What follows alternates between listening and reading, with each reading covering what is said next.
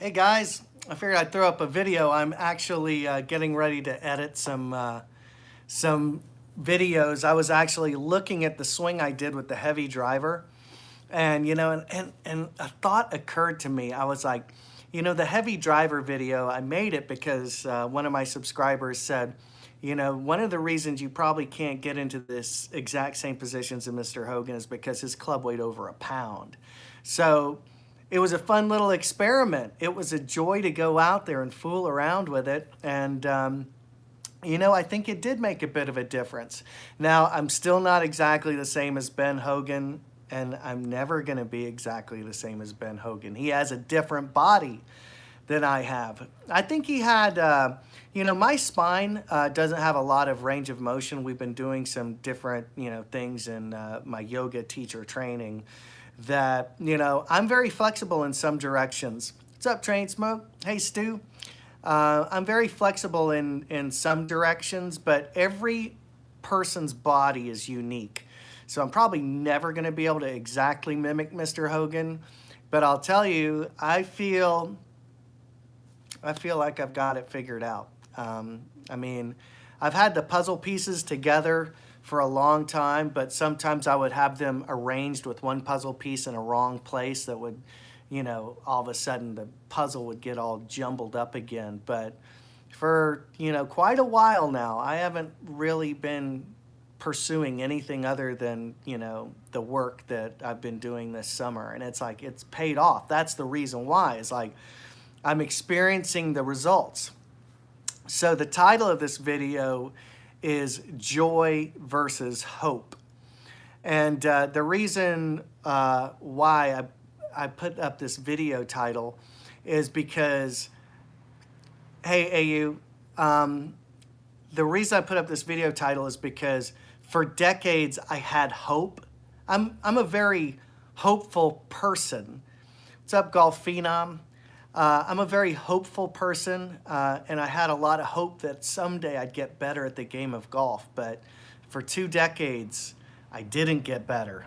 I mean, it was just horrible. It was heartbreaking, And but I was able to figure something out, and now I've gotten much, much better at the game of golf. And so what I want to talk about is a psychological difference between hoping something and joy. So hope is projecting yourself into the future.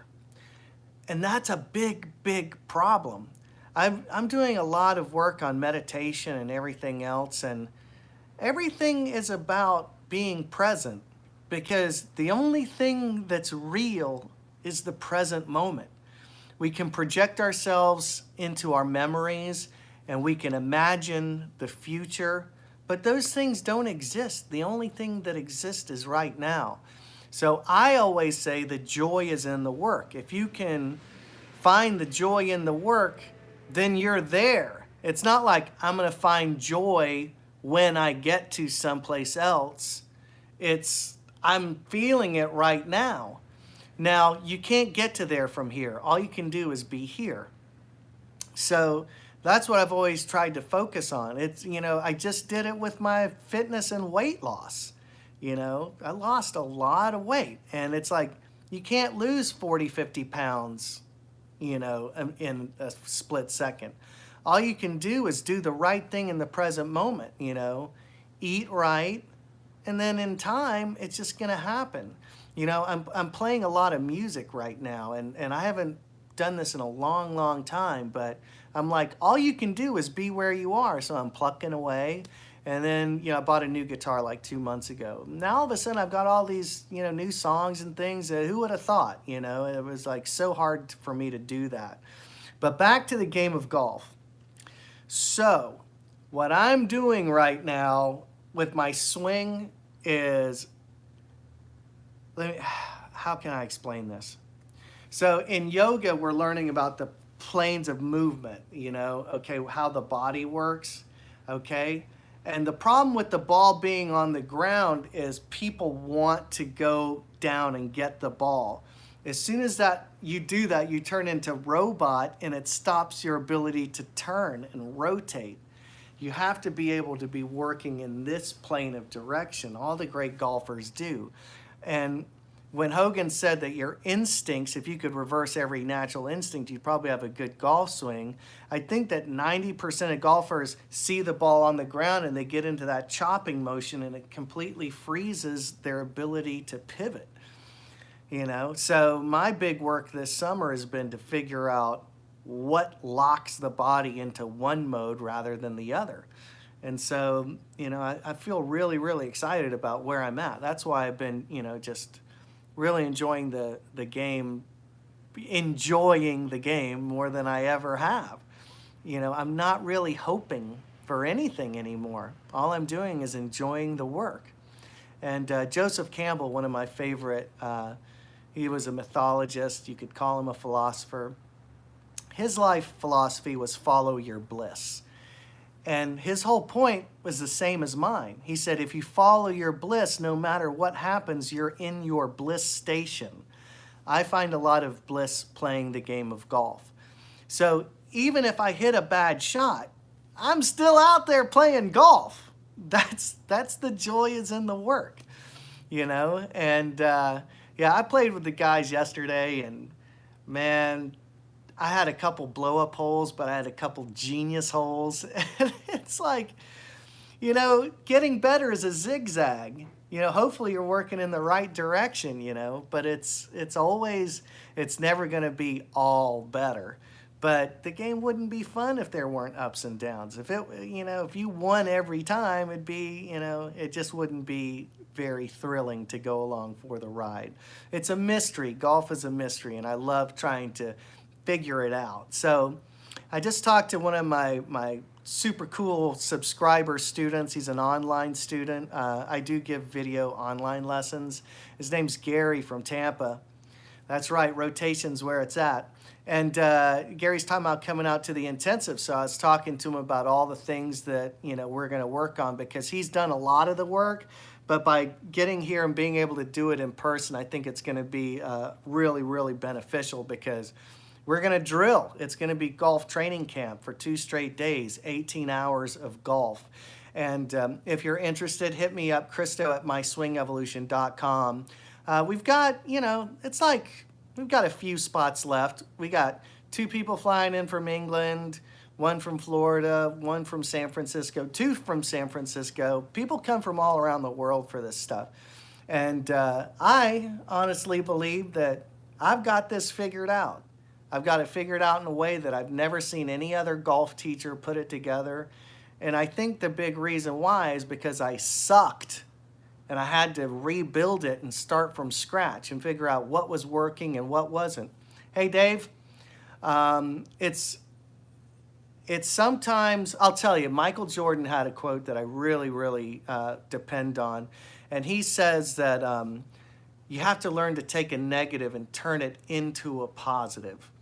And so that's what I did with my golf, It was a source of great frustration and, to be honest, a great disappointment, And nobody wants to live there. Nobody wants to have chronic disappointment in their lives. But I was able to turn that negative into a positive, and a lot of it had to do with adjusting my attitude and getting my ego out of the way. My ego is what beat me up, because my ego was like, you're a better golfer than this. You don't have that bad a golf swing.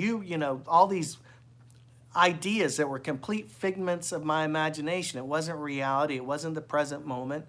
But when I learned to be able to accept, good and bad, accept that I'm going to be on a new journey, but having a direction, having the focus of let me get it real quick.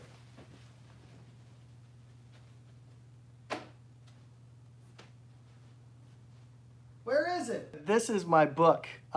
This is the $12 book that changed my life. But the whole key of finding the joy in the work is you have to have a direction. I don't care if you do any other type of golf swing. As long as you have a system you're working in, you're going to be better off than if you bounce around through every golf magazine and take a tip from 10, 15, 20 different instructors and turn on the Golf Channel and go to YouTube. It could be Mike Austin. It could be Mo Norman. It can be Ben Hogan. That's what I think is the pinnacle of golf. The finest golf swing of all time is Ben Hogan. So why not shoot for the best?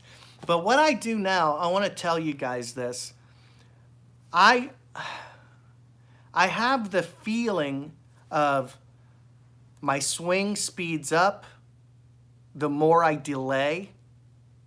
My swing balances itself the harder I turn. So these are two things I never would have thought would happen. So my instinct, ball on the ground, move the club out to the ball, pulls me out of my centered spot, okay? But if I'm a ballet dancer and I'm pulling my arms in, it's a gyroscopic effect that's pulling me towards my center, and it's balancing me like a top, and I'm speeding up. That's kind of the feeling I have now in my golf swing, and that's what the thrill of hitting a golf ball today is unparalleled in my swing evolution.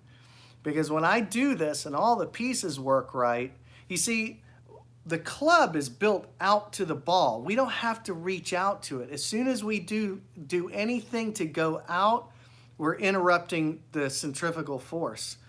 So Mr. Hogan was getting tighter, and all this stuff with the elbows in, you know, through here is what he's talking about. It's like, it's the same thing as like pulling the arms in when you're doing a pirouette. It just kind of speeds you up, and that throws the club head out into the path where it finds the ball. You know, this is kind of hard to explain just, you know, just verbally, but that's what I'm feeling with the golf swing.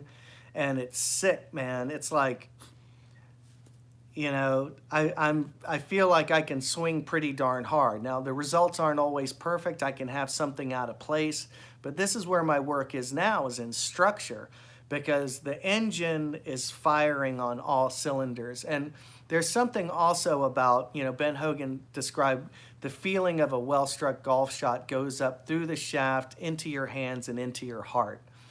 That's the great pleasure, the feeling of greatness. Mo Norman talked about the feeling of greatness. That's kind of the thing that golf offers everybody. Now, I would have a perfectly struck shot or something that felt really great when I was a poor golfer. So it's available to all people. Now, the thing that's really, really thrilling is you can increase the consistency of having that feeling. That's what my swing evolution is all about. So at any rate, I'm going to make a video where I want to take a little stroll back in time. And yeah, like I mentioned at the beginning of the video, I was saying that I was looking at that heavy driver swing with me doing the Hogan swing. And it's like, holy cow, man. Where did that swing come from? It seems like just yesterday I had this crappy bricklayer swing where I was just like chopping at the ball. So I think that's probably going to be my next video. I'm going to work on it now over at my computer, where I'm going to take a stroll down memory lane, and I'm going to, I'm glad you understand what I'm saying. It's super badass. Let me put it to you that way. And it's what I see Sergio Garcia doing. Mo Norman talks about it. Ben Hogan. These are the premier ball strikers. Rory does it. You know, it's so cool. And these golfers have balance. That's the thing. It's a blend of speed and balance, and that's the optimum. But what I'm saying is my old golf swing, I was pulling myself off of my feet onto my toes because my instinct was to swing out and try and hit that ball that's out there. But it's like an inside thing. I'm you know, it's kind of a philosophical thing, but in Zen and the Art of Archery, Hergold, the author, talks about the target is yourself.